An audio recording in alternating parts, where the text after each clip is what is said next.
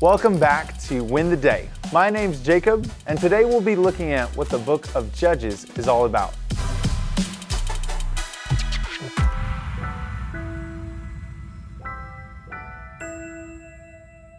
Have you ever gotten yourself into a situation you couldn't get yourself out of? Back in high school, I drove a beautiful minivan. Now this van didn't have the greatest turning radius, and I don't have the greatest sense of direction.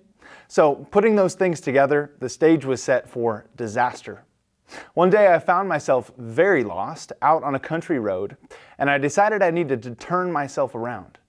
But instead of executing the classic 4-point turn, I tried to whip it around all at once. Slowly but surely, I sank into the ditch, and I found myself standing there looking helplessly at my stuck van. There's nothing I could do to get out, and it wasn't until a truck came by with a tow rope that could pull me back out to safety.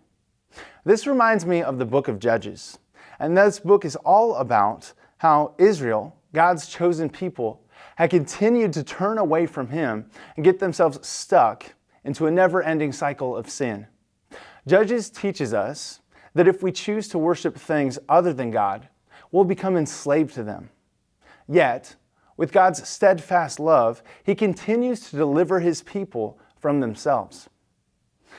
Now, the book of Judges is found in the Old Testament, immediately following the book of Joshua. And at this point, the nation of Israel has entered the Promised Land. They've been called to obey God's covenant and be a holy people. This book was written around 1050 to 1000 BC, and it covers 350 years.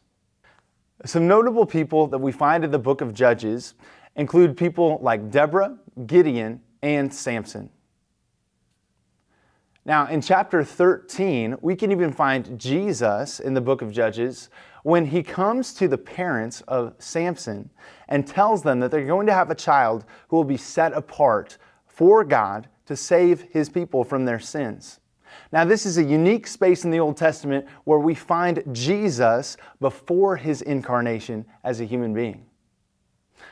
Each story that we find in the book of Judges follows the same pattern or sin cycle. They start off following God for a time, but eventually they turn to worshiping idols. So God turns them over to their enemies and they find themselves enslaved. Eventually, the people cry out for deliverance, and God hears their cries and raises up a deliverer and sets them free. Now, if there's one thing that we should take from the story of Judges, it's that we are all tempted to fall into the same cycle of sin. We all need a deliverer. This tragic story of Judges concludes in chapter 21 and verse 25 with these words. In those days, there was no king in Israel. Everyone did what was right in their own eyes. When we reject the kingship of God and we turn to our sinful desires, we find ourselves stuck in the same cycle of sin and idolatry. But the story doesn't end there, with them stuck in their sin.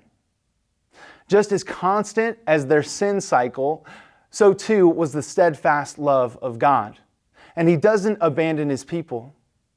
Just like my stuck minivan, when it was there in the ditch, it was my fault, and there's nothing I could do to pull it out myself.